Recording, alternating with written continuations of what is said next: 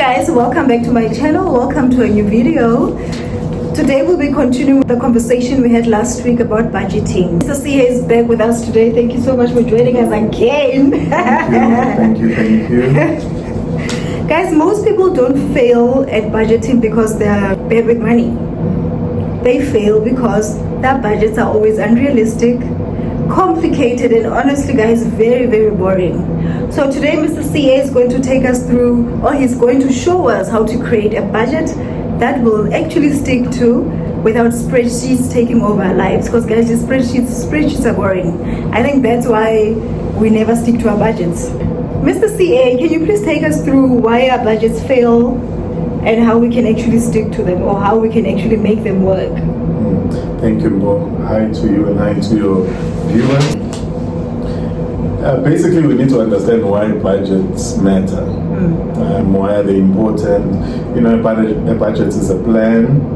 So now, in budgeting, we need to understand why it matters before we can actually tackle how to stick to it. Yes. You know? There are just 4 things that I want to highlight. Before we go into detail as to how to stick to a budget, we need to know what a budget is, we need to have an idea what it is, and we also need to know why it's important to budget. So a budget is a financial plan. You know? It's like a plan that you have, plan to go somewhere, plan to what, but this one is a financial plan to say, I'm going to be getting X amount, and this is how I'm going to be spending it. So it's a plan that we need to stick to, just like a plan to go to the beach. You plan it and you stick to it, right? But budgeting is a bit more than that, because now even the method of going to the beach, you need to be able to tell, okay, am I flying there? Am I taking a train there? You know, so it's very important. So now, why budgeting matters? I would like to discuss 4 pillars. It's not cast in stone, it's just, you know, things that I think about. Budgeting gives you peace of mind. You will stress less about your expenses, and then you'll be more confident about your income. The second pillar is you need to reach your goals. Okay, I want to study something in the next few months, or I want to buy a house, or I want to send my kids to school, things like that. It helps you to reach your goals. When your plan is good and you're able to stick to it, it's easier to reach your goals. It also provides you with a safety net in case there's disasters that happen in your space, whether it's a burst geyser, whether it's an emergency of any kind. It helps you have that safety net to say, okay, I have savings of X amount. If anything bad happens, I'm able to cover myself.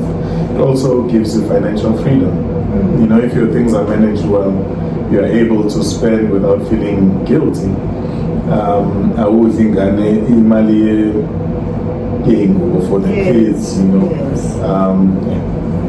So actually budgeting is actually about telling your money where to go. Yes. You know, without being shocked or not knowing what you did with it. You know? So guys, budgeting is basically like hide and seek. Now I know. I always check my bank account like, oh my god, maybe that egg was wrong yesterday. Am I still broke? There's no way, it's not possible. You know, that's what I always do, and I'm not going to lie. So today now, Mr. CA is going to, Simpiwe, is going to help us to be able to stick to our budgets. Because the reason why we always go back and check if maybe the app was wrong yesterday is because we don't stick to our budgets. So last week I took you guys through a simple budgeting method. You know, so today Simpiwe is going to delve deeper into it, so he makes understand it a little bit better. Okay. Yeah, I did get to catch up on your video. You did a wonderful job last week. Thank you, Mr. CA. Sure. Yeah, basically there is this 50-30-20 rule, which basically splits up your income into 3 different spheres. The first sphere, the 50%, it's your needs. So your basic needs. they need to take up half your salary. Yeah. So if you're earning, let's say, 20,000 rand, you must know that 10,000 will go into your needs. Okay. And then the 30% is the wants, so it's the nice to haves. Yeah, 30% of that, basically it would be 6,000 rand. Will be going into your wants. Yeah. I'll go into detail as to what are needs, what are wants. Okay. Yes. And then the 20% must go into your savings, because it's very important to save for a rainy day. Can you please show us how to, a practical example, so at least we understand it better, how the different percentages work? Okay, sure. Okay, so guys, we have the 50, 30, 20 rule. Basically, you have your income. In our example, we'll keep it simple.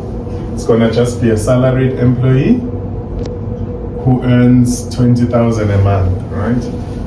So the salary will be 20,000, and then we check now as to what this person needs to spend on. So I'll just make the expenses red, right? Your expenses, and then you split the expenses according to this formula here. 50%, so we know that 10,000 rand should be the needs, right? Needs, which is your shelter, either your bond or your rent. Then it will be your food, medical aid, all of those things that you need for survival. So if those are above 50% of your salary, then already you have a problem. It's going to be the first place to cut, unfortunately. Maybe move on into a smaller home, or you know what adjustments you can make. Then the 30% will go into your wants, which is your DSTV. Can be anything lifestyle related. Can be a hobby, can be anything that you like doing, but you can live without. So that needs to be 6,000 rand. Right. And then lastly, it will be your savings or debt. So if you read these finance books, you get the advice that you need an emergency fund in case anything breaks, anything unfortunate happens. You need to have a specific fund to actually fund that accident or emergency. In our example, maybe keep a buffer of about 3 months, and then if a geyser bursts, it doesn't have to be the end of the world for you. So savings and debt will then be the 4,000, and then you won't have anything left, but at least you'll be living your life. You'll be saving for a rainy day, you'll be paying off your debt, and just make sure that the high interest debts, which is your credit cards, your personal loans, you start paying them off aggressively, so that at least you get to save on the interest costs. All right, thank you.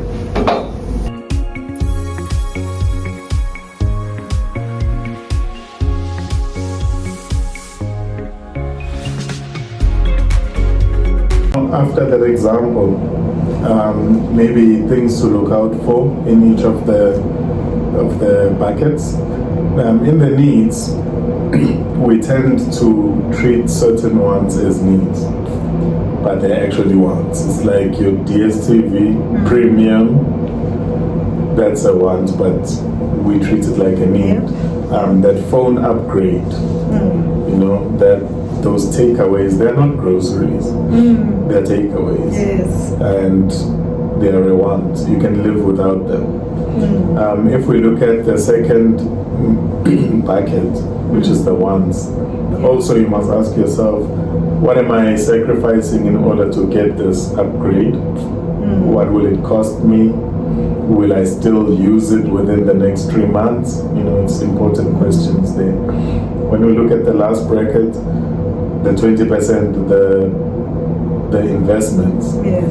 you must look at tax-free investments because they give you up to 36,000 tax-free. You must also look at the two-pot system as well for retirement. Oh, okay. Nice. I mean, like you said, streaming subscriptions, eating out. I mean, honestly, those are the easiest things to trim down on, right? Yeah. So you don't have to cut them out completely, but at least just, you know, just a little bit. Yeah. It's not that difficult, guys. It's not that difficult. We can actually do it. I trust us. All right, guys, let's be real now. Let's be real. We've all had that one ridiculous purchase that completely ruined our budgets for the month. Let's be honest. I know I have. So guys, please drop in the comments below what is the dumbest purchase you've ever done, or what is the dumbest thing you've ever spent your money on recently. Actually, recently. Let's talk about recent stuff so we can all make ourselves feel better, please. Let's be honest, guys, money disappears fast. 1 minute you get paid and suddenly, boom, debit orders, they are again. They're taking bank account, they're taking everything, you know. Yeah. Groceries cost the same as a small vehicle. You know, and your bank account starts sending emotional damage notifications. Yeah, guys, it's painful. But anyway, Simpio, what are the red flags that we should look out for in life, when planning a budget or when trying to stick to a budget? No. So what I can think of, you know, if you're living from one payday to the next, that's already a red flag. If your May salary wants nothing to do with the June month, it's a red flag, you know. Credit is another big thing. If you use credit to buy food and fuel, a second later that thing disappears and you still are indebted. That's true. Yeah, so another thing is to get a loan to pay off another loan. I know that one actually never made sense to me. Yeah. Because you are getting, like, what is it going to end? Because you get a loan to pay another loan, you still have to pay for that loan. Yeah. So meaning the cycle is not going to end, because now you have to get another loan to pay off this. No, that one has never made sense to me. Yeah. I'd not rather be broke than get loans to pay for it. Exactly. Honestly, I get it. And then whenever you look at your bank statement, if it's always a surprise to you what the balance is. Why are you trying to make me feel bad? It's always a surprise. Yeah, then it's a red flag. It's a red flag. Yes. Better than your... Yeah, so guys, if you're experiencing more than one of these, then you must really speak to someone who's an advisor. Yes, no, that's true. Yeah. So my friend, I've been looking at my expenses lately and really want to get a better handle on my budget going forward. Yeah. How would you advise me, or how would you advise us, people like me, on how to track our spending? Okay, my friend. No, it's difficult. It's easy for me to say, but the practice is actually difficult. It's a man in the mirror kind of moment where you need to really reflect to say, okay, where am I going wrong with spending? You would know, you have an idea. But the most difficult part is to actually admit that this is where I'm going wrong. And then that's where you start trying to rectify. There are various apps to track spending. I normally track mine in a week, You can even do it daily if you want. Monthly is a bit dangerous because you only find out at the end of the month. When it's too late. Yes. So I would advise daily tracking. If you know you go to this shop every second day, you must start cutting down. Yeah, you know me and Discam. Yeah. And you always judge me on that. Because, guys, I go to Discam almost every day. It is like, but you were there yesterday. I'm like, but there's something else I want. Yeah. And one thing about Discam, my friend, Discam will chow your money. Yeah. You go there looking for one thing, you told yourself, I'm going to spend 300 and you're going to leave Discam. Oh, guys, crying because you're going to end up spending like 1,000 rand or more. Yeah, I know it happens. It happens This at any shop. dangerous. Yes. Any shop. Yeah, guys. But you must be very disciplined. Yeah. Track your expenses. Know where you're going wrong. Your budget. You said something very interesting in your intro. That it must be realistic. See, if it's not realistic, I mean, it's pointless. I can do all these 50, 30, 20s the whole day, but if I'm not going to be realistic as to my real spending, it's not going to work out.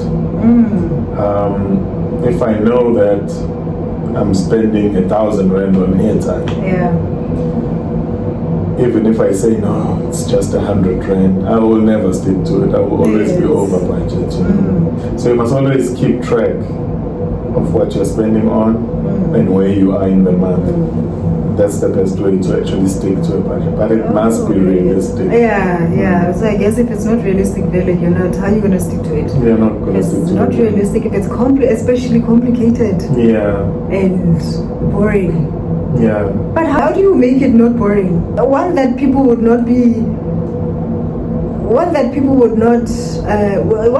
actually stick to. Because right now, remember, we're not sticking to our budgets because they're unrealistic. But you've already said, obviously, they're unrealistic, they're complicated, they're boring. Yeah. They're boring. How do I make my budget interesting? Put in money, this budget, okay. Is there a way? I'm just trying to be in Ponje. That one is difficult. Clearly, I'm just trying to be me. Because if you're doing it on a spreadsheet, I'm like, Exactly, but what you can do, you can put, graphs and things like that, animations, so that at least they show you, it's okay, you can see the curve is rising, even before you go into the numbers, because some people are not numbers people, they're picture people. So maybe if you can have a pie there of your income, and then see how it's divided, and then obviously you can then see maybe if it's different colors, maybe there's purple there, you say, oh, what is that? That's purple. That's what's showing my money. You see, now that's what I wanted. Something like a vision board, because vision boards are into the different pictures, like easy. No, so something interesting like that. Yeah, just do a dashboard. You can summarize everything nicely into graphs. Okay. At the end of the day, guys, budgeting isn't about not having fun. It's about telling your money where to go instead of wondering where it went. Because being broke in 3 days after payday, that's a horror movie. That's a horror movie. It's a no-no. It's a no-no. So simply, what steps you have, or what steps you think we should take after this video? Yeah, let's bring it home for us, for our viewers as well. So I know I've said a lot of things, but these 4 steps, I'll try and simplify them, so that even Omako Kikaya can understand. Now we're in the month of May, leave May, it's done and dusted. For the month of June, try and write down all the expenses per day to see. You'll be very surprised. But today I've spent on this, tomorrow I'm spending on that, and write it down every day. The second thing you need to do, you must do our buckets, 50, 30, 20. Set them up, yourself, what is your needs, what are your wants, what are your savings goals. And then for savings, which is step number 3, it's easy to save if you automate the debit. Just treat it like a debit order. Do a schedule to say on the 25th or the 31st or whatever day that you get paid, it must just go immediately to your savings, interest-bearing account. Yeah, and then lastly, you just need to review all of this monthly to track how you're doing. I'm sure you're going to improve your spending habits. Nice. I hope you're listening. Because I am listening. So guys, if you enjoyed this video, please hit like, subscribe, and share with a friend who says, I am saving money while holding an iced coffee and a lot of shopping bags. Not even one, a whole lot of shopping bags. And yeah, thank you so much, Simpiwe, for you are here every week anyway. Always a pleasure. We'll see you on the next one. Bye.